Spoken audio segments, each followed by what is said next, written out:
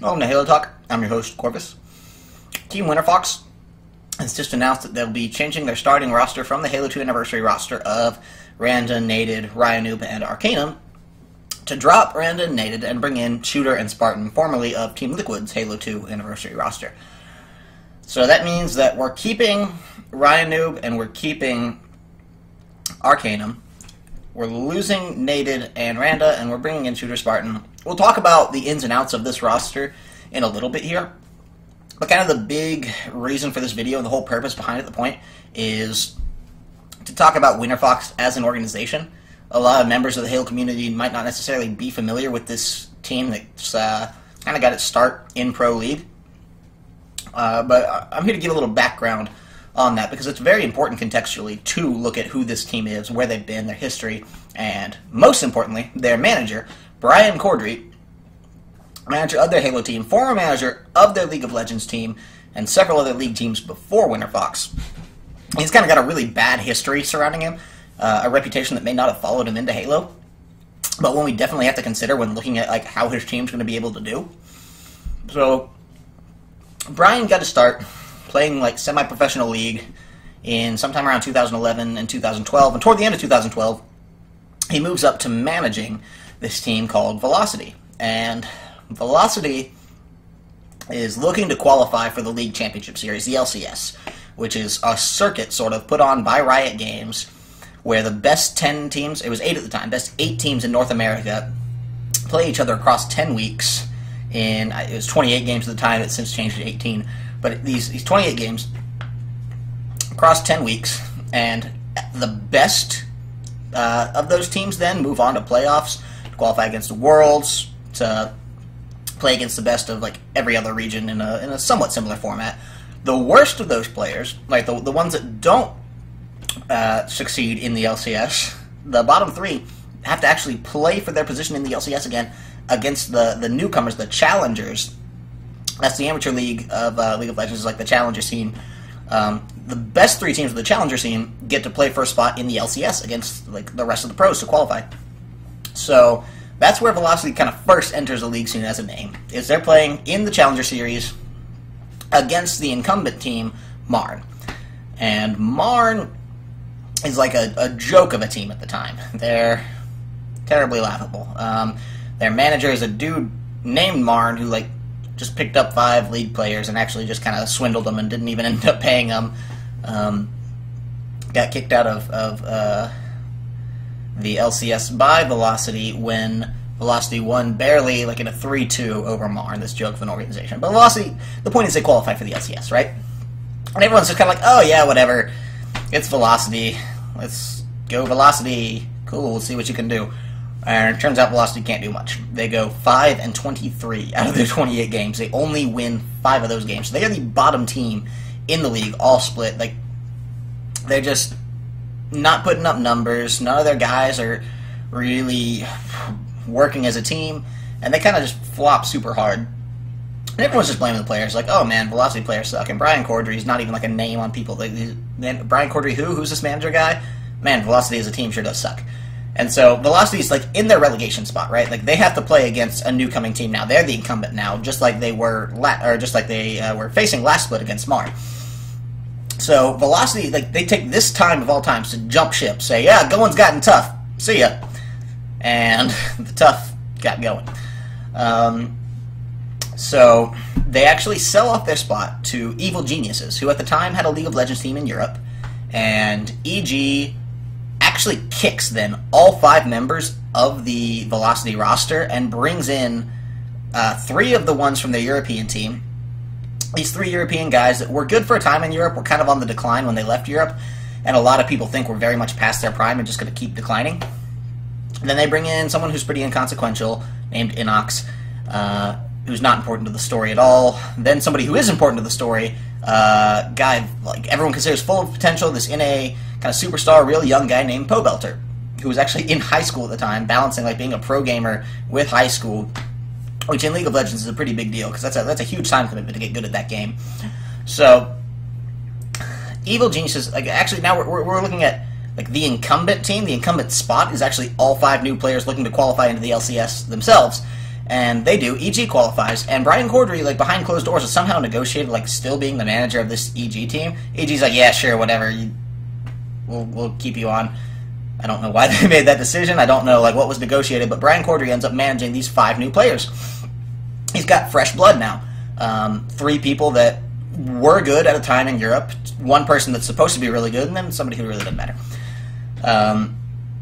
But he's got this all-star mid, like, with the potential to be an all-star mid under his command, this Poe Belter kid, and the 3 Europeans who are, like, just this wealth of knowledge, and he doesn't really do much with them. Like, one of the Europeans isn't doing well off the start, so he gets benched, and they bring in another guy named Altek, who's actually kind of, like, very similar to Poe Belter in that he has all this huge potential and could pop off huge, but just doesn't, and their whole team kind of slips and slides all the way down to relegation again. They end up in the relegations against another incoming team. They actually managed to fight it back and win. At this point, I think they play another split. I think their jungler leaves. They bring in a Korean, someone who was, like, pretty good in Korea. Like, a lot of people thought he'd be great in NA, like, definitely better than all the North American junglers, but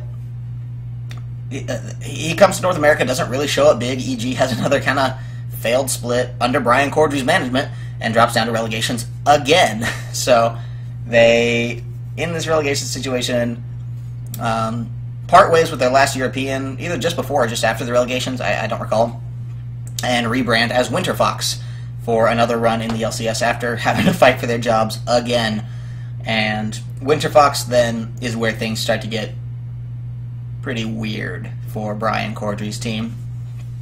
They bring on Helios's brother, who's, like, not even a good player in Korea, wouldn't even be a great player in NA, but Helios vouches for him, and you're like, oh, okay, yeah, if Helios vouches for him, I mean, whatever, we'll give it a shot.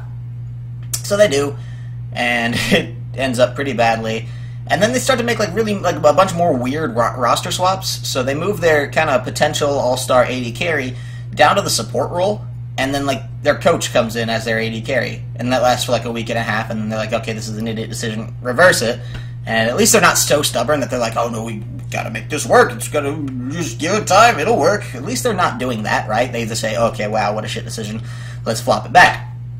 But this, like, idea of, like, flip-flopping their roster around with a bunch of different people continues on for, like, until, like, the 7th week out of 10. And Winterfox is just not doing anything right. And keep in mind, this is, like, May of this year where this all comes to an end. And Winterfox ends up in relegations again after just having like an entirely strange swap around of rosters and failing at every turn. Winterfox finally gets relegated in May of 2015. And, like, just a month before this, Brian Cordry's already said, okay, yeah, let's get a Halo team on books, yeah. And he's already booking his plane ticket out of there. He's like, yeah, I'm just gonna go manage a Halo team now, guys. Peace. So his league team flops. They end up relegated. They get kicked out of the LCS. They're in the challenger scene now under a new manager, and they actually have a new coach from Europe who is considered to be really good. It's like Winterfox in North America now is kind of on the up and up. Brian Cordry is not listed as the GM of that team anymore. He's just on the Halo team. So we don't really know kind of what role, if any, he's playing in that. He's just with the Winterfox organization. But one important thing to note, why I brought up Poe Belter and Altek, these two really, like, full of potential guys, is that when Winterfox gets relegated, when they get kicked out of the LCS, those two guys are picked up immediately by established teams. One called Gravity, who went on to have a really, really good record in the regular season of the LCS and put up some good games against some of the better teams. Like, Gravity was never a perfect team. They were never all-stars. They didn't even make it through playoffs. They made it 2 playoffs, just couldn't do a lot with that.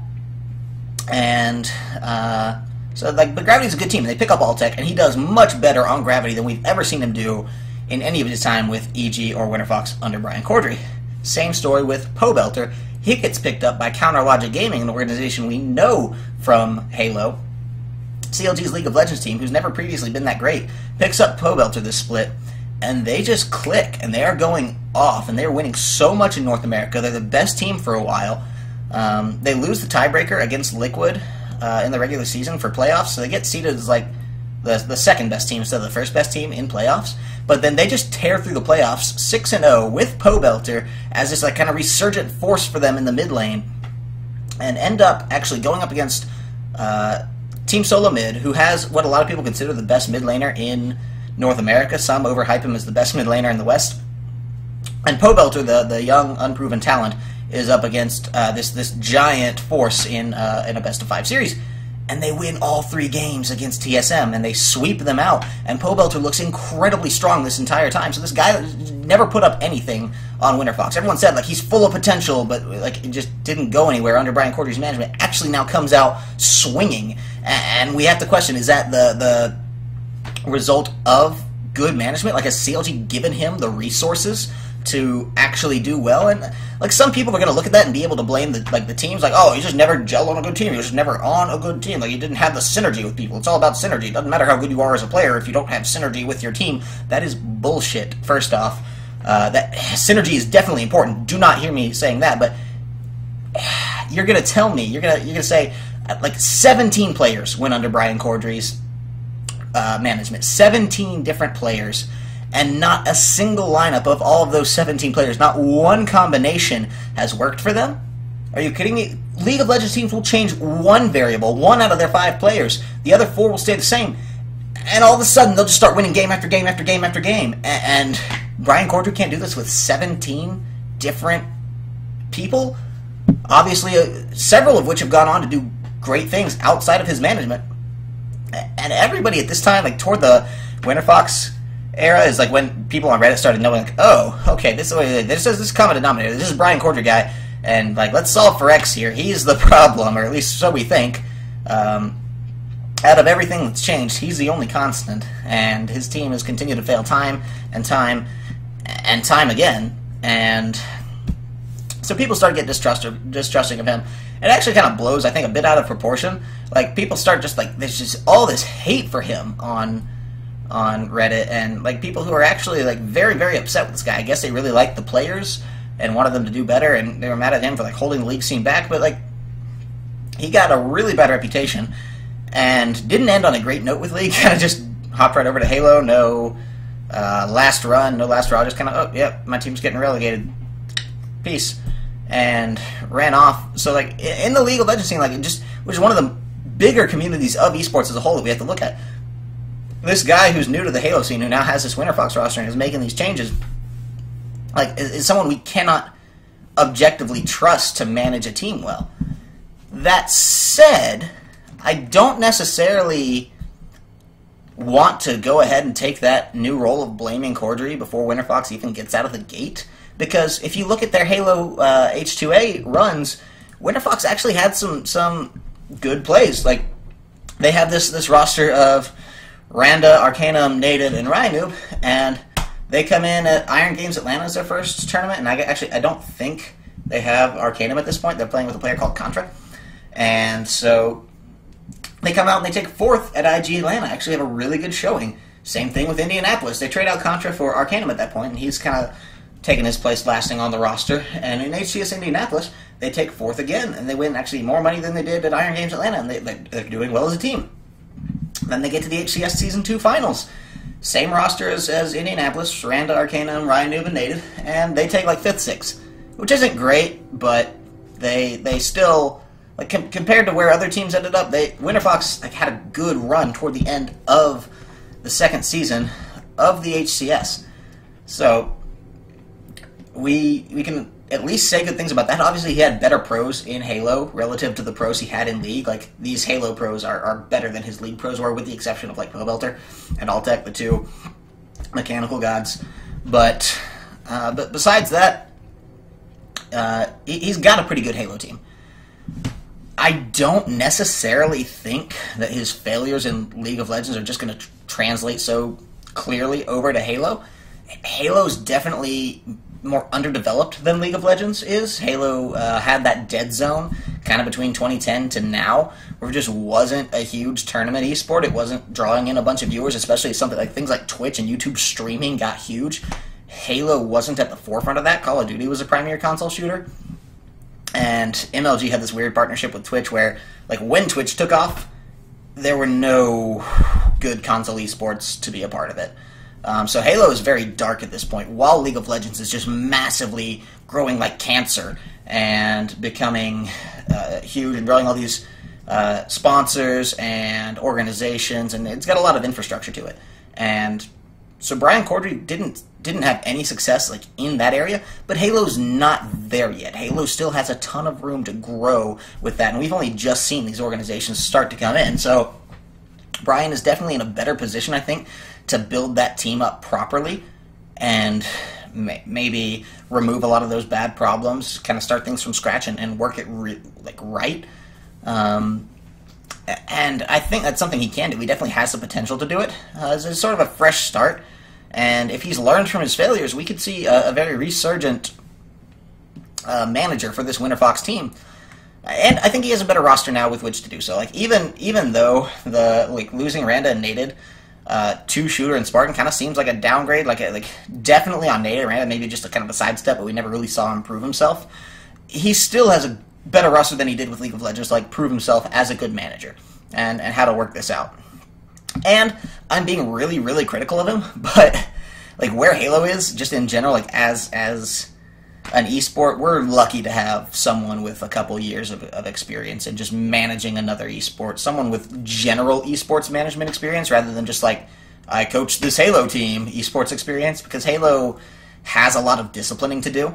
So anyone with 2 years of experience, even if it's bad experience, is actually just, at least at the very minimum, they're noteworthy. They're somebody that we can't count out and just not consider. Like, he had a shit track record in League, don't get me wrong. Like, this guy fucked up everything he came into contact with in League of Legends. But League isn't Halo.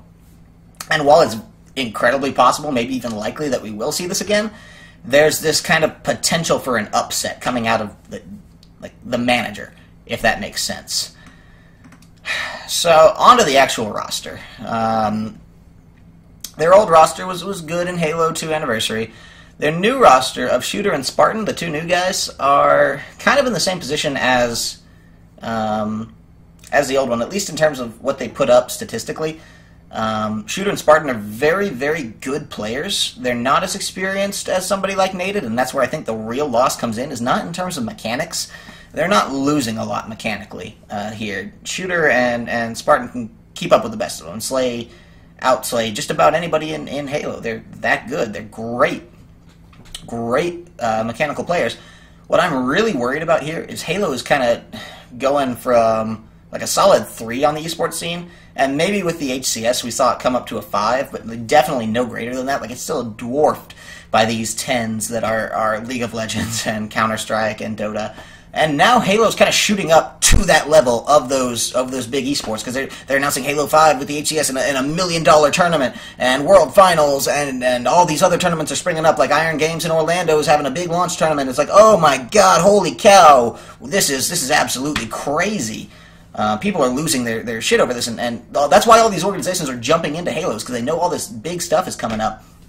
But with that is going to come a tremendous amount of pressure, and that pressure is going to be something that's going to make or break these Shooter and Spartan guys. Like, Spartan, I believe, got his start in Halo 4, so he's been playing since like 2012 competitive Halo, but Halo 4 was never like a big deal in terms of Halo. It had the AGLs, and it might have had 1 or 2 NLG tournaments, but it wasn't drawing big crowds, it wasn't drawing huge numbers, and there wasn't like that much prize money, especially relative to what we're seeing now going through. And then so like the HCS comes around, and Spartan's getting good experience in that too. Same story with Shooter, actually. Shooter gets a start a little bit earlier, playing in Reach. He didn't play as much in Halo 4 as Spartan did. He played 4 tournaments, whereas Spartan played a total of 7. But he's got another quite a few more in the Reach days. He's got another 5 tournaments in Reach starting in 2011, a good year before Spartan, to actually have that lasting experience. But again, Reach and Halo 4 were not high-pressure situations. And even though the HCS is making a big comeback, with Halo 2 Anniversary, like, the scene made a huge revitalization, and people were watching it again. There was money. Still, there's not, like, that much pressure on it. The crowds, the in-real-life crowds to sit there and watch these big tournament games are no more than like 500 people watching it at once, which is a lot. Like, definitely when you're playing on a stage in front of 500 people and hearing that in your ears, it's baffling, it's crazy, but it's nothing compared to what we're going to be seeing on a $1 million tournament. The tickets that's going to draw, the viewership, and the money of it all too. Like, that's the biggest point, is the money like eating at the back of their heads. That's going to be so much pressure that these guys that don't have that same experience of actually playing when Halo was closer to that time, like back in the MLGs of Halo 2 and Halo 3, back when Ryan Noob and Arcanum were playing, back when Spartan was, or not, I'm sorry, not Spartan, Naded was playing, who they've lost. That's gone. They don't have those anymore, and like Shooter and Spartan aren't going to be able to have that mental fortitude. They're not going to know what to expect, I don't believe. Like, you can be ready for it, you can think you're ready for it, but until you experience something like that, we could see these guys choke. It's very likely. That said, taking a look at like who Spartan is and just how hungry this guy is for wins, Shooter too. Like, Shooter is absolutely starving for that chance to prove himself and that chance to be like a strong talent in Halo, like the names of all these pros, the Snipe Downs and the Ogres and these greats. Like, Spartan and Shooter want that just about more than anybody in Halo right now. And so I could see them really popping off big. I don't know that this pressure is going to get to them. I think they actually may get the better of it and use it to their advantage. That's not just going to magically transform them into gods overnight, but it's going to help. And so, like, mechanically, this team we know can probably pull off a lot. I don't think they're going to be one of the best teams in Halo 5. Like, off the bat of the ones that we know, like, we already know Team Liquid's roster. We can safely expect that EG's roster is going to stay the same, and I would not be surprised if CLG went in without making any changes either. So that's 4 rosters. We have, like, 2 we know for sure, the Winterfox and the Liquid, and then 2 we got pretty good guesses are staying the same. The rest are all kind of big toss-ups. But besides that, this roster doesn't strike me as something that's going to come up huge. This strikes me as kind of like a 5th, 6th sort of roster, very much like where Winterfox was last split. Maybe placing 4th in some tournaments, 5th and 6th in some tournaments, because that's where Shooter and Spartan were on Liquid as well. That's kind of like where they nestled in. And Halo 5 is going to be a different game. Like, it's going to be hugely mechanically different and have a lot of nuanced twists and turns from what we saw in Halo 2. But I don't see these guys, especially, like, they never had great careers in Halo 4. Shooter's best place, he actually finished 1st place in RGX 2014 on a team with Ryan Noob, Straight Six, and Arcanum in Halo 4, so that's pretty good to his credit. But, like, Spartan, at best, only ever finished 2nd place in a couple of Halo tournaments. The majority of his were 9th to 12th finishes. He had a couple of 4th and, like, 7th, 8th finishes in there. Never anything huge and great in Halo 4. Ryan Noob actually did have a pretty good Halo 4 career, so that might translate to Halo 5 being pretty good. And Arcanum only played 1 tournament in Halo 4. That was the tournament he won with Ryan Noob, Shooter, and Straight Six. So we don't know what's going to come out of this guy. That said, three of those 4 players, Ryan Noob, Shooter, and Arcanum, all played on a roster that was able to win a Halo 4 tournament. Halo 4 is probably the least competitive Halo we've seen, but that doesn't make it any less of an accomplishment when they're playing against these other top dogs that they can pull that off. So we could see a lot of mechanical transition, like, without any big bumps in the road. Like, some of these players that have just been playing Halo 2 and didn't even play Halo 4 are going to have a huge and probably maybe even impossible time adjusting to Halo 5. There's so much that just feels different. Like, on paper, it doesn't seem like that big of a difference, but when you're so used to no sprint whatsoever, dash is such a foreign concept, things like ground pound when you're so used to Gandhi hopping, like, that's going to fuck these guys up. And they're going to stumble. A lot of them will see stumble. We'll see a lot of new resurgent guys come in and take that pro status in that title, but as far as these Winterfox guys go, I think they're actually in a decent position to adapt very well, and we could see them coming out of the gate very strong with that, at least for the first little bit. I think where this team's going to suffer is when the huge strategies of Halo, to where, like, the great thinkers of the game are developing those, and Halo 5 strategies become kind of set in stone, and this is what you're supposed to do, this is not what you're supposed to do, here's the meta, and here's how everyone's going to play to it.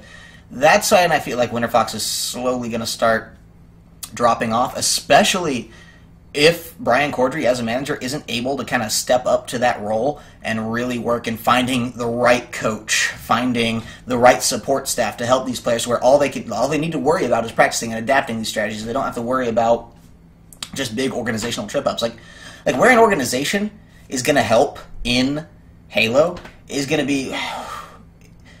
Players shouldn't have to worry about paying rent.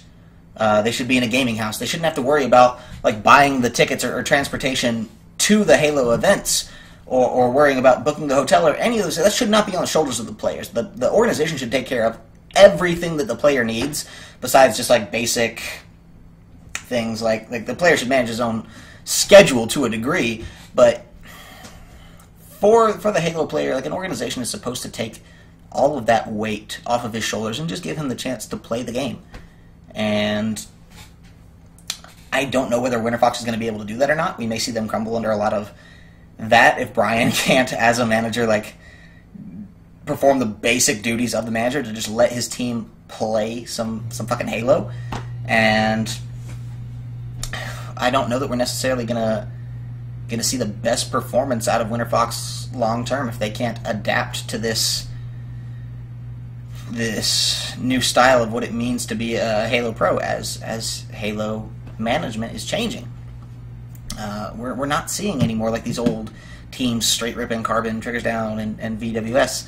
Like these guys that were god tier Halo teams back in the day were just teams. They weren't organizations. They weren't anything more than just groups of players and a coach playing, and they were responsible for themselves. But now it's different. The times are changing, and with all of the hype and big changes coming into Halo 5, like $1 million tournaments and a structured HCS and these online cups and things like that, we're going to see those management roles become a lot more important and effective.